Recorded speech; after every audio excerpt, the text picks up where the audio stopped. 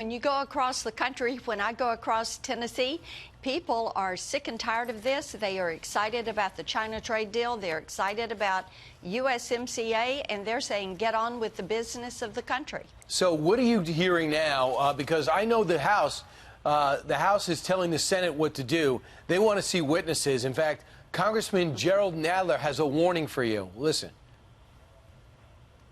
If the Senate doesn't permit the introduction of all relevant witnesses and of all documents that the House wants to introduce, because the House is the prosecutor here, then the Senate is engaging in an unconstitutional and disgusting cover-up. So are you going to do what he told you to do? No, we're not. We're going to abide by the rules that have been set forward. We will pass a resolution of how we're going to proceed. And bear in mind, Brian, impeachment is a noun. The impeaching process took place in the House. If they wanted to call these witnesses, they could have called them. It is not our job to expand the impeachment. It is our job to review what they have sent forward, and that's exactly what we're going to do. We're going to do it in an expedient manner. We're going to be fair to the president and to the process, and we're going to get this behind us. When you were in the House, were you telling the Senate what to do? I mean, no. That's what they're doing to you guys now.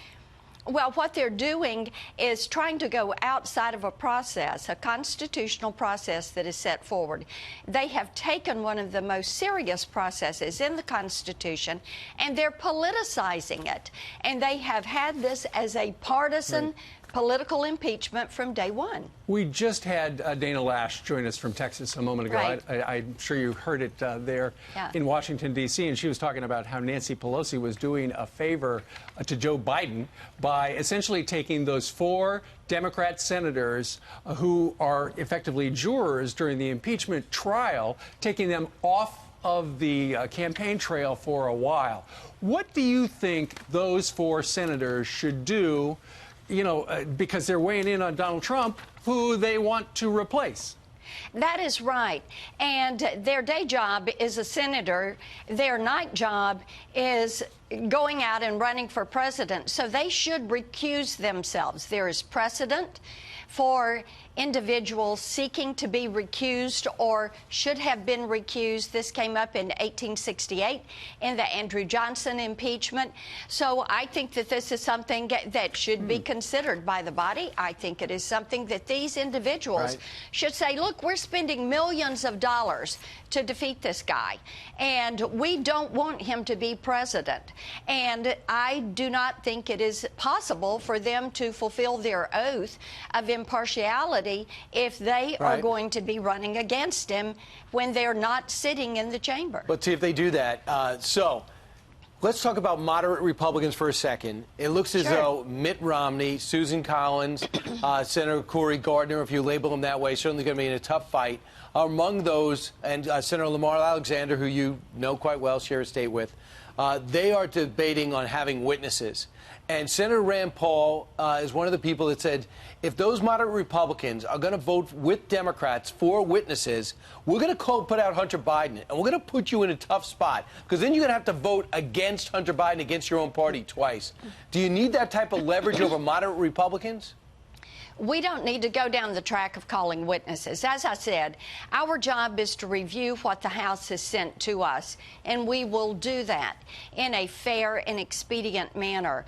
And do we need to investigate Hunter Biden? Absolutely. And we should be doing that in the Judiciary Committee and getting to the bottom of that.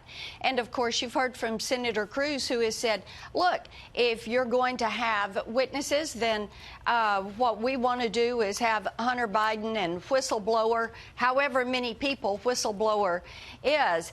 But we don't need witnesses. We need to do this quickly. We need to settle it. We need to get this behind us and get on with the business of the country.